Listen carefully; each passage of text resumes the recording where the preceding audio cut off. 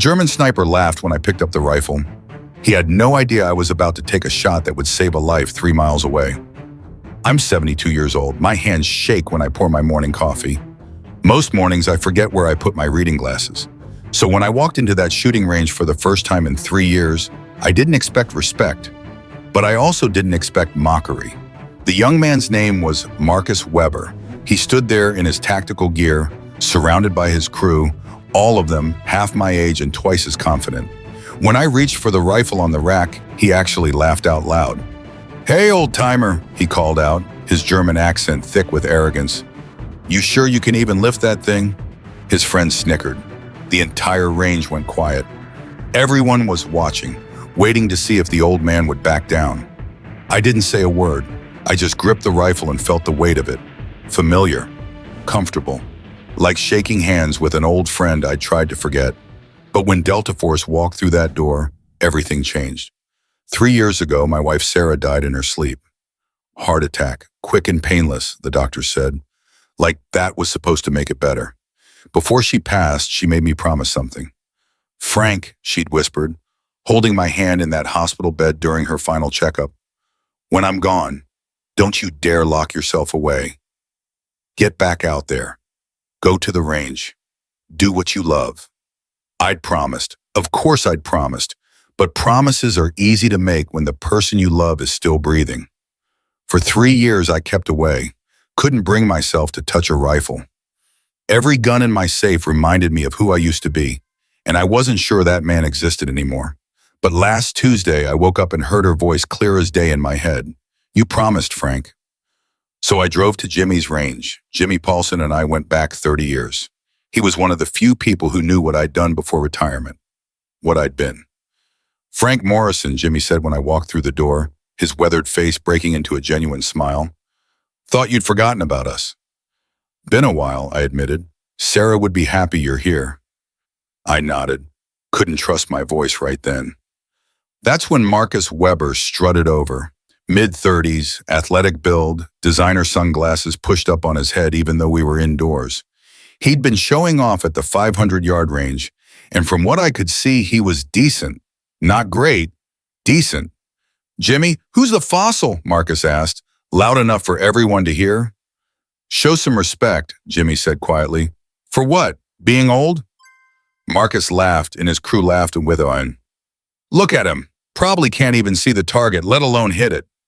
I felt the familiar burn of anger, but I kept it down, controlled. Discipline had been beaten into me decades ago in ways these kids couldn't imagine. "I can see just fine," I said calmly. "Oh, he speaks," Marcus clapped mockingly. "Tell you what, Grandpa, I'll make this interesting. 1,000 yards, you hit center mass, and I'll apologize to your face. You miss, and you admit you are too old to be here." The range went silent. 1,000 yards was no joke. Wind calculations, bullet drop, trigger control. It separated hobbyists from professionals. Jimmy started to protest, but I raised my hand.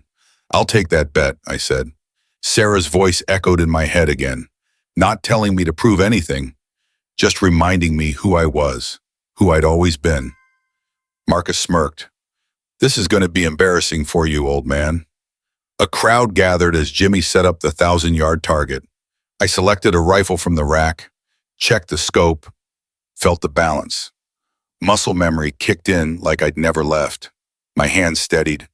The shake disappeared. I moved to the firing line and took my position. Prone. Comfortable. The world narrowed to just me, the rifle, and that tiny target 1,000 yards away. "Any day now," Marcus called out. "Unless you're having second thoughts." I wasn't. I was calculating. Wind speed, humidity, elevation, temperature, all the variables that meant the difference between hitting and missing. I let out half a breath, held it, and squeezed the trigger. The rifle kicked, the shot echoed, and the target monitor lit up. Perfect center mass. The crowd erupted, but the sound felt distant. I was still in that focused state, that zone where nothing else existed except the fundamentals. Breath, sight, trigger, follow through. I'd spent 23 years in Delta Force. Most of those years were classified. The missions I couldn't talk about. The shots I couldn't forget. Afghanistan, Iraq, Syria. Places where the margin for error was measured in lives lost. I remembered a shot in Kandahar, 2,000 meters, moving target, 40-mile-per-hour crosswind. My spotter said it was impossible. I made it anyway because a convoy of Marines was depending on it. That's what real shooting was. Not ego, not competition. Life and death. I stood up slowly, my knees reminding me I wasn't 25 anymore. Marcus stood frozen, staring at the monitor like it had personally betrayed him.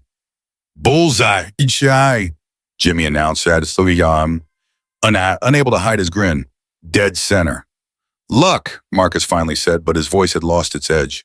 Pure luck. I handed the rifle back to Jimmy. I don't need to do it again, I said quietly. I know what I can do. That's enough. What, you scared you can't repeat it? Marcus challenged, but he sounded desperate now. Go ahead, old man. Prove it wasn't a fluke. I looked at him then. Really looked at him. Saw the insecurity hiding behind the arrogance. The need to be the best in the room because he was terrified of being ordinary. I don't have anything to prove to you, I said. Not to anyone. I turned to leave. This wasn't why I'd come. Sarah wanted me to reconnect with shooting because I loved it, not because I needed validation from some insecure kid. That's when the door burst open.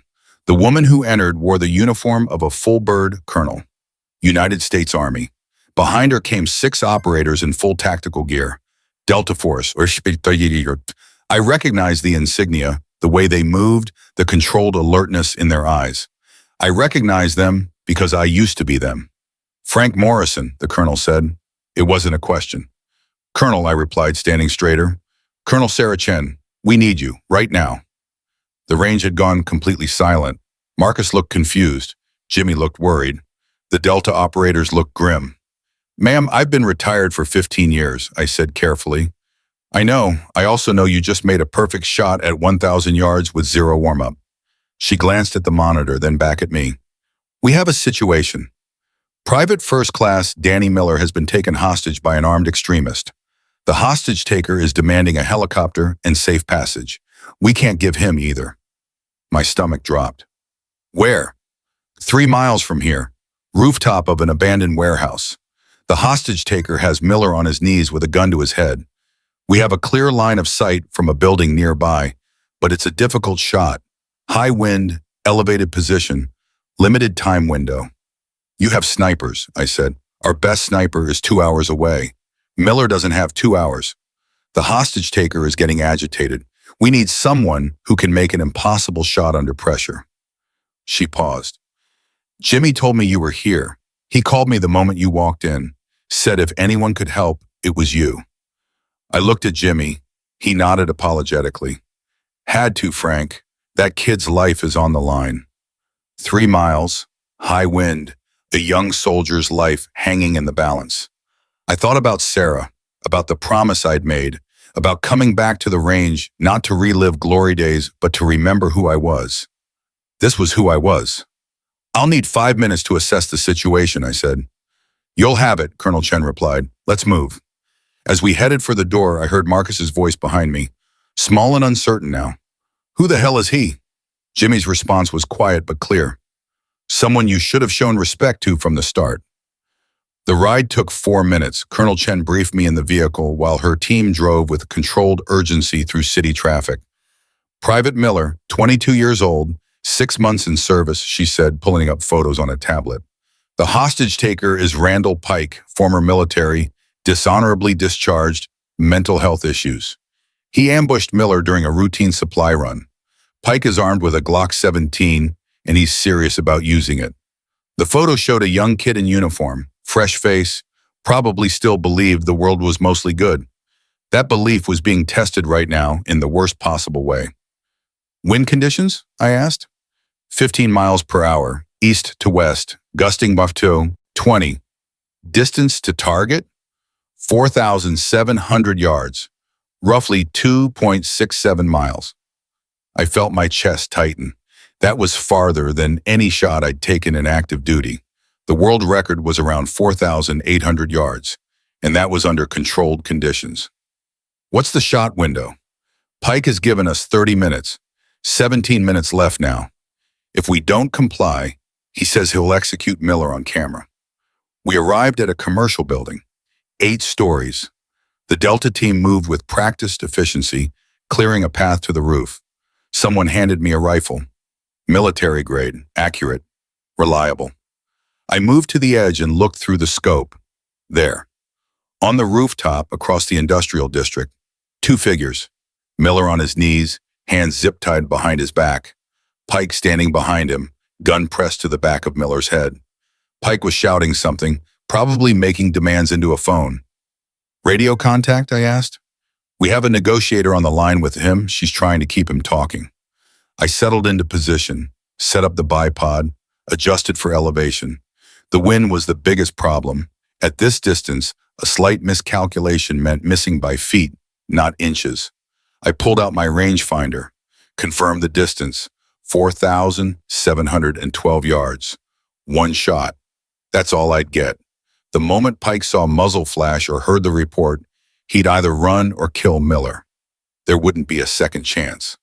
Frank, you don't have to do this, Colonel Chen said quietly beside me. I can call this off. Wait for our primary sniper. That kid won't last that long, I said, still looking through the scope. You know it, I know it. I began my calculations. Wind speed, air density, Coriolis effect at this distance, spin drift, temperature, every variable mattered. Behind my closed eyes, I saw Sarah. Not sick, not dying. Sarah from 20 years ago, standing at our kitchen window, coffee in hand, watching the sunrise. She'd always been my calm, my center.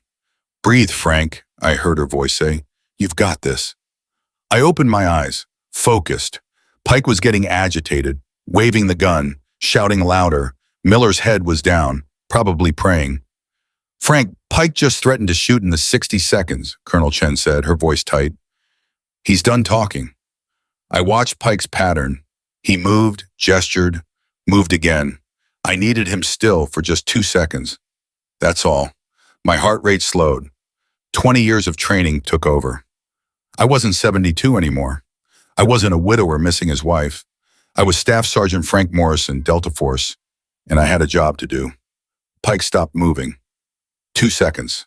That's all I'd get. I counted for everything.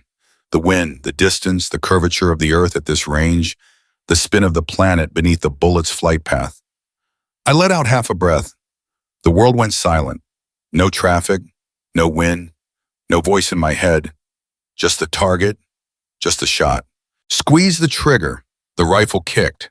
The shot thundered across the rooftop. For 3 full seconds, nothing happened. The bullet was still in flight, traveling over 2.5 miles at supersonic speed. Then, through the scope, I saw Pike's head snap back. He dropped like a puppet with cut strings. The gun fell from his hand, clattering on the concrete. Miller jerked forward, confused, not understanding what had happened. Target down, one of the Delta operators confirmed through his radio. Hostage secure, good shot. Repeat, good shot. Colonel Chen let out a breath she'd been holding. Outstanding, Frank. I lowered the rifle. My hands were shaking again. Not from nerves, from adrenaline burning off. Miller okay? I asked. Shaken but unharmed. You saved his life. I nodded, sat back, looked at the skeet. I kept my promise, Sarah, I whispered. When we returned to the range, Marcus was still there, waiting. His crew had left, but he'd stayed. He looked different now, smaller somehow. The arrogance had drained out of him completely. I heard what happened, he said as I approached. Jimmy told me who you really are. I waited. I was wrong, Marcus continued. Everything I said, how I treated you, I'm sorry, truly. I studied his face, saw genuine regret there. Growth, maybe. We all make mistakes, I said. What matters is what you do after. Can I ask you something? Marcus's voice was hesitant. How did you stay so calm, under that pressure? Because it wasn't about me, I said simply. It was about that young soldier. The moment you make it about ego, you've already lost. Skill isn't about showing off, Marcus. It's about discipline, respect, and knowing when it really matters. He nodded slowly, absorbing that. Colonel Chen and her team left with final thanks and salutes. Jimmy closed up the range for the day. Marcus shook my hand before leaving, a different man than he'd been that morning. I stood alone in the parking lot as the sun set, thinking about Sarah, about promises kept, about second chances. If this story moved you, share your thoughts below and subscribe for more stories that remind us what true strength really looks like.